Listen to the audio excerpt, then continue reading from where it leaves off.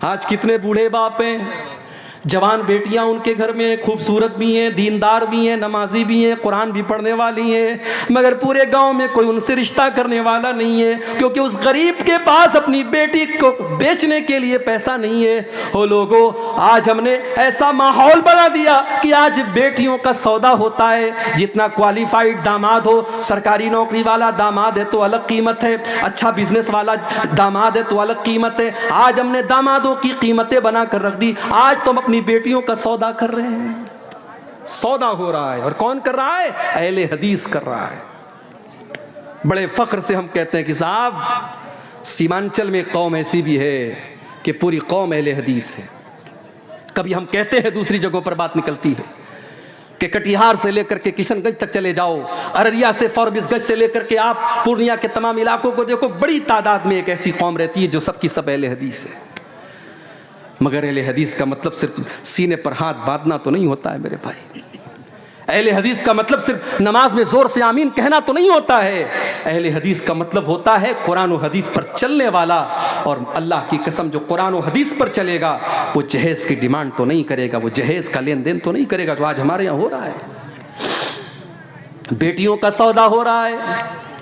और आज हमने ऐसे हालात पैदा कर दिए कि बेटी पैदा होती है तो ना चाह करके भी बाप की पेशानी पर बल पड़ जाता है कि ये कैसी मुसीबत मेरे पास आ गई। इसको पढ़ाना भी होगा, ये जवान होगी तो जमाने की गंदी नजरों से इसको बचाना भी होगा। जब ये जवान होगी तो इसको जमाने की गंदी नजरों से बचाना भी होगा, इसको बेपर्दगी से भी बचाना होगा, इसको बेहयाई से भी बचाना होगा, इसके दुपट्टे का भी ख्याल करना पड़ेगा, इसके कपड़े का भी ख्याल करना पड़ेगा। और जब बड़ी मुश्किल से ये जवान हो जाएगी तो फिर इसके लिए जहेज का इंतजाम करना पड़ेगा। इंसान के दिल में ये ख्याल आ ही जाता है कि अल्लाह, ये कौन सी मुसीबत हमारे घर में आ गई, इससे तो बेहतर था कि मुझे बेटा हो जाता।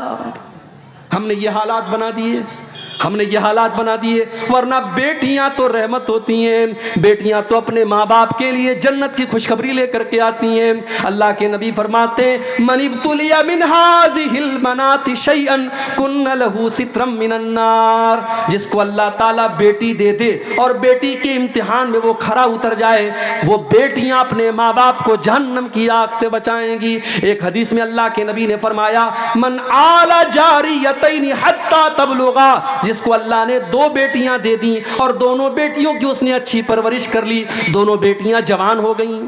अच्छा, लोग कहते हैं ना बेटियां पराया धन होती हैं, लोग ऐसा बोलते हैं। माफ कीजिएगा, ये हिंदुस्तान का कल्चर होगा, ये हमारे गैर मुस्लिम भाइयों का कल्चर होगा। बेटियां पराया धन नहीं होती, बेटियां अपना धन होती हैं। बेटियां अपना धन होती हैं। और हमने देखा है कि माँ बाप आखिरी सांसें ले रहे हैं और उसी घर में रहने वाला जवान बेटा एक बार पलट करके बाप की और माँ की हाल चाल नहीं लेता है, और बेटी बेचारी ससुराल से दौड़ी दौड़ी आती है और माँ के बगल में बैठकर और बाप के बगल में बैठकर उनकी सेवा करती, उनकी खिदमत करती। बेटियों को पराया धन समझने की ये ज़हनियत निकाल दो मेरे भाइयों। बेटियां हमेशा अपनी होती हैं। और जिसको अल्लाह ने 2 बेटियां दे दी, और अल्लाह के प्यारे नबी कहते हैं कि जिसने उन दोनों बेटियों की परवरिश कर ली, यहाँ तक कि वो दोनों बेटियां जवान हो गईं, तो क़यामत के दिन वो इंसान इस हाल में आएगा। अल्लाह के नबी ने अपनी दोनों उंगलियों से इशारा करके फरमाया कि जैसे ये दोनों उंगलियां एक दूसरे के साथ मिली हुई हैं, लगी हुई हैं, बेटियों की परवरिश करने वाला वो बाप, वो माँ कल क़यामत के दिन जन्नत में मेरे साथ इस तरीके से रहेगा जो जैसे ये दोनों उंगलियां एक दूसरे से मिली हुई। मगर हमने जहेज की इस रस्म की वजह से हमने आज बेटियों को बोझ बना दिया। और अफसोस की बात तो यह है कि मौलवी हजरात के यहाँ भी जहेज लिया जा रहा है। मौलवी भी अपने बेटे की शादी पर जहेज ले रहा है और मौलवी भी अपनी बेटी की शादी पर जहेज दे रहा है। जहेज देना मजबूरी हो सकती है, लेना मजबूरी नहीं हो सकती है। अगर आप ले रहे हैं, इसका मतलब कि आप उस चीज को जायज समझ रहे हैं मेरे भाई। आप अपनी गैरत का और अपनी इज्जत का जनाजा खुद निकाल रहे हैं। शादी के पहले दिन जिस बेड के ऊपर आप सोते हैं, वो बेड आपको ससुराल से मिल रहा है। जो शेरवानी पहन करके आप निकाह पढ़ रहे हैं, वो शेरवानी भी ससुराल के पैसे से मिल रही है। जो खूबसूरत टाइटन की घड़ी आपने 3-4 हज़ार की लगाई है, वो भी आपको ससुराल से मिली है। तो आप किस टाइप के मर्द हैं? आपके हाथों में तो 2-4 चूड़ियां पहना दी जानी चाहिए, आपको तो खातून का लक़ब मिल जाना चाहिए। सोचिए मेरे भाइयों, इस जहेज ने हमारे नौजवानों को काहिल बना दिया। मैं कहता हूं मेरे नौजवान साथियों, तुम अगर ये तय कर लो अपनी कमाई से, अगर बेहतरीन बेड न हुआ, एक मामूली बिस्तर पर और एक मामूली चटाई पर अपनी बीवी के साथ हम गुजार लेंगे, जब अल्लाह ताकत दे देगा हम मसेरी का इंतजाम कर लेंगे। अगर तुम ये सोच लो ठीक है हमारे घर में फ्रिज नहीं आएगा, जब अल्लाह तौफीक देगा हम फ्रिज खरीद लेंगे, तब तक हम घड़े के ठंडे पानी से काम चला लेंगे। ठीक है हमारे घर में बाइक नहीं है, हम साइकिल से सवारी कर लेंगे, जब अल्लाह ताकत देगा हम 4 व्हीलर ले लेंगे। ये मिजाज बना लो, ये ज़हन बना लो, अल्लाह की कसम अल्लाह आपको बरकत देगा। लेकिन ये जहेज की रस्म तकरीरें करने से खत्म नहीं होगी, अमल करने से खत्म होगी। जब आप ये सोच लेंगे कि हाँ इस रस्म ने आज समाज की बेटियों की शादी को मुश्किल बना दिया। बेटी जवान होती है 20 साल की उम्र में, बेटा जवान होता है 20 साल की उम्र में, और इस जहेज की रस्म की वजह से और शादी ब्याह की इन रस्मों की वजह से आज बेटियां 30-30 साल को क्रॉस कर रही हैं, बेटों की उम्र 25-30 साल के पार हो रही है। इतनी उम्र होने के बाद उनकी शादी हो रही है। मेरे भाइयों, इतनी उम्र तक अगर उनसे कोई गुनाह हो जाए तो उसका जिम्मेदार कौन होगा? और आज तो हालात आप देख रहे हैं। अबुल कलाम साहब शायद बयान करेंगे, उन्होंने मुझसे कहा था आफताब और श्रद्धा का मामला आपके सामने है। कोई पहला केस तो नहीं है इस देश का, इसके पहले भी ऐसे केस आए कि जालिम शौहर ने बीवी के टुकड़े टुकड़े कर दिए, जालिम बीवी ने अपने शौहर के साथ बेवफाई करके गला रेत दिया, उसके बदन के टुकड़े कर दिए। मगर वहां मीडिया को मसाला नहीं मिलता था, यहां मीडिया को मसाला मिल गया क्योंकि नाम साथ में आफताब का आ गया। फेसबुक के ऊपर नॉर्मल पोस्टों में कमेंट आता है कि मुसलमान से शादी करने के पहले देख लेना उसके घर में फ्रीजर तो नहीं है, कहीं तुम्हारे भी बदन के 36 टुकड़े ना करते। मेरे प्यारे साथियों, सबकी जड़ ये है कि आज हमने इस्लाम को बालाए ताक रख दिया, वरना ये इस्लाम की तो तालीम ही नहीं है कि लड़का और लड़की बगैर निकाह के साथ में रहें। भारत का कानून इजाजत देता है कि लड़का लड़की बगैर निकाह के साथ में रह सकते हैं, इसको लिव इन रिलेशनशिप कहा जाता है। मगर इस्लाम की नज़र में ये ज़िना है, इस्लाम की नज़र में ये बदकारी है, इस्लाम इसकी इजाज़त नहीं देता। अजान हो रही है, दुकान बंद, कोई सौदा नहीं होगा। मुझे कुरान की वो आयत याद आ गई, रिजालुल्ला तुलहीहिम तिजारतु वला बैउन अन ज़िक्रिल्लाहि व इक़ामिस्सलाह। मेरे नेक बंदे तो वो हैं, मेरे नेक बंदे तो वो हैं, मेरे अल्लाह वाले बंदे तो वो हैं, उनका कारोबार कभी उनको नमाज से नहीं रोकता, उनकी तिजारत उनको कभी नमाज से नहीं रोकती। सीमांचल के जलसे मैं बहुत बोल चुका हूँ, चैनल वालों से भी कई बार कहा है कि भाइयों इन जलसों को की शक्ल मत बिगाड़ो। आपसे भी बार बार कहता हूं कि इन जलसों की शक्ल न बिगाड़ो। माँ बहनों से बार बार कहता हूं ये जलसे हैं, ये कुरान और हदीस के नाम पर कायम होते हैं, इन जलसों के तकद्दुस को पामाल न करो। जवान जवान लड़कियां सज धज करके मेकअप करके सवर करके इन जलसों में आ रही हैं, और वो बाश और बदमाश किस्म के लड़के रास्तों पर घूम रहे हैं। मेरे भाइयों, अगर जलसों का यही मकसद है तो अल्लाह के वास्ते इन जलसों को बंद कर दीजिए।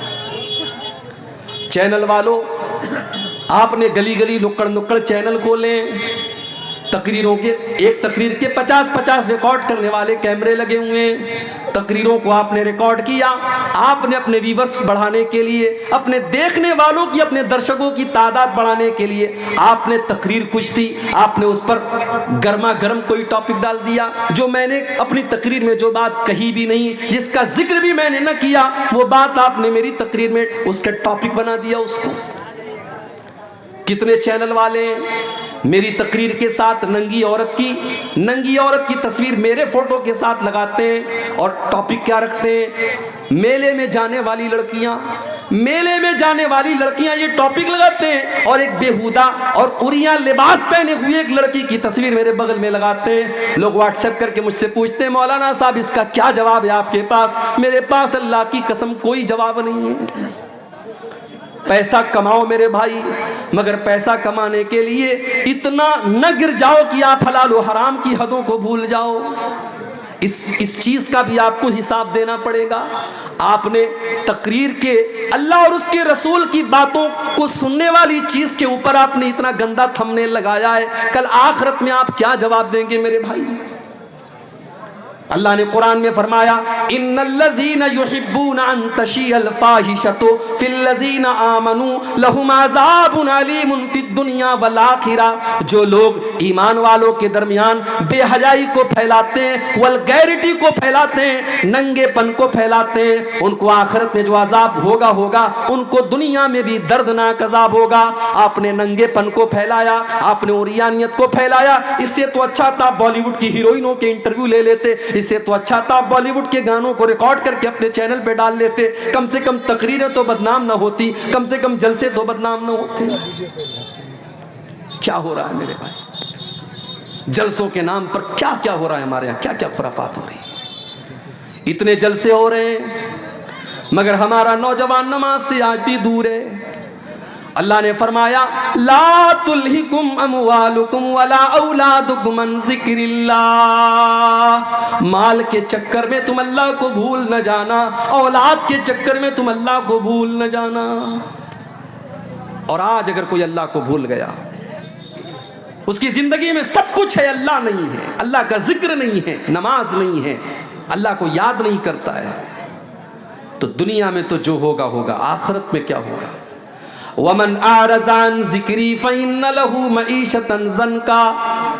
जो हमें याद नहीं करेगा, जिसकी जिंदगी में सब कुछ होगा लेकिन अल्लाह नहीं होगा, उसकी जिंदगी को हम बेचैनी वाली जिंदगी बना देंगे।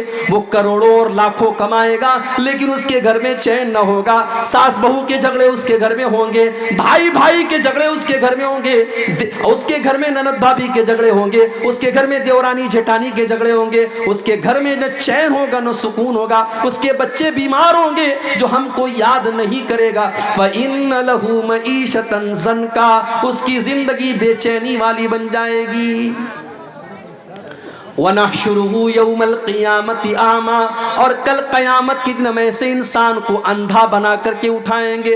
क़ाल रब्बि लिमा हशरतनी आमा, वो कहेगा अल्लाह मैं तो दुनिया में अच्छा खासा देखा करता था, मैं आज अंधा कैसे हो गया? अल्लाह फरमाएगा, कज़ालिका तत्का आयातुना फनसीतहा व कज़ालिकल यौम तुनसा। मेरे बंदे, तेरे सामने कुरान की आयतें पढ़ी गई, तेरे सामने नमाज की अहमियत बताई गई, तेरे सामने बेहयाई की बुराई की गई, मगर तू बेहयाई के काम करता रहा, तू नमाज को छोड़ता रहा, तू अल्लाह की याद से गाफिल रहा। जब तू दुनिया में अंधा बन गया तो आज हमने तुझको अंधा बना दिया। तो ये पहली आयत है कि अपने माल और औलाद के चक्कर में अल्लाह को मत भूल। वमन यफ़अल ज़ालिका, और जो माल के चक्कर में अल्लाह को भूल जाएगा, जो औलाद के चक्कर में अल्लाह को भूल जाएगा, फ़उलाइका हुमुल खासिरून, उससे ज़्यादा घाटे का सौदा कोई नहीं कर रहा है। हम ये समझ रहे हैं कि साहब हम दुकान कर रहे हैं, नमाज छोड़ करके हमारी दुकान में बड़ी बरकत हो रही है, बड़ा पैसा आ रहा है। नहीं, पैसा तो आ रहा है मगर आप घाटे का सौदा कर रहे हैं। जानते हो फायदे का सौदा किसको कहते हैं? आओ एक मिसाल आपको देता हूं, फायदे का सौदा किसको कहते हैं। अल्लाह के नबी अपने सहाबा के साथ बैठे हुए, एक सहाबी आते, अय अल्लाह के नबी, मैं अपने बाग की चहार दीवारी कर रहा हूँ, मेरा खजूरों का बाग है, मैं उसकी बाउंड्री कर रहा हूँ, और बाउंड्री करने में मेरे पड़ोसी का एक खजूर का पेड़ आ रहा है, मैं उससे कह रहा हूँ कि ये खजूरों का पेड़ तुम मुझे दे दो, लेकिन वो मुझे देने को तैयार नहीं है। नबी अकरम ने उसको बुलाया, कहा भाई अपने बाग की बाउंड्री कर रहा है, तुम्हारा एक पेड़ इसकी बाउंड्री के रास्ते में आ रहा है, तुम अपने पेड़ की जो मुनासिब कीमत है दे दो। उसने कहा नहीं, मैं नहीं दे सकता। उसने कहा मैं ये पेड़ नहीं दे सकता। अल्लाह के नबी ने फरमाया कि तो बताओ तुम्हें क्या चाहिए?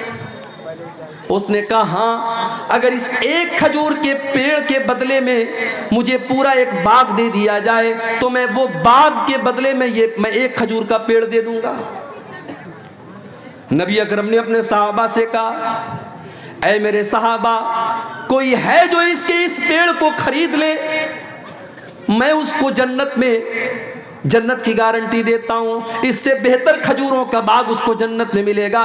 कोई है अल्लाह का बंदा जो अपना खजूरों का बाग इसको दे दे और इसका ये पेड़ खरीद ले। एक साहबी खड़े हो गए, उनका नाम था अबू दहदा। उन्होंने कहा, अल्लाह के नबी, मेरा एक बहुत बड़ा खजूरों का बाग है, मैं आपको गवाह बना करके कहता हूं कि मैं अपना खजूरों का बाग इसको दे रहा हूं और इसका वो एक खजूर का पेड़ मैं लेकर के अपने इस सहाबी भाई को दे रहा हूं। सौदा डन हो गया। अबू दादा दौड़े दौड़े घर आए, उनकी बीवी उसी बाग में गई हुई थी।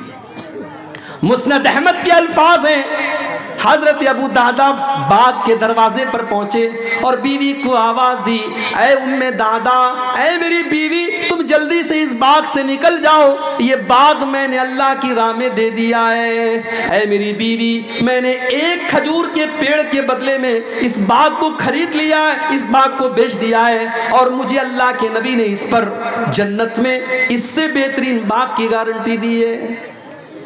आज के दौर की औरतें होती तो शौहर की ये बात सुनकर के 4 बातें सुनाती कि आपसे बड़ा बेवकूफ कोई नहीं देखा, आपसे बड़ा स्टूपिड कोई नहीं देखा कि आप एक पेड़ के बदले आप इतना बेहतरीन बाग आप बेच करके चले आए। आज की औरतें होती तो 4 ताने मार देती।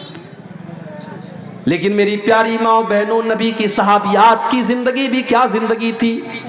उम्मे दादा उस बाग से निकलती हैं और अपने शौहर से कहती हैं, ऐ मेरे शौहर, आपने बड़े फायदे का सौदा किया है, आपने बड़े मुनाफे का सौदा किया है, आपने जन्नत के बाग के बदले अपने बाग को दे दिया है, आपने कोई घाटे का सौदा न किया।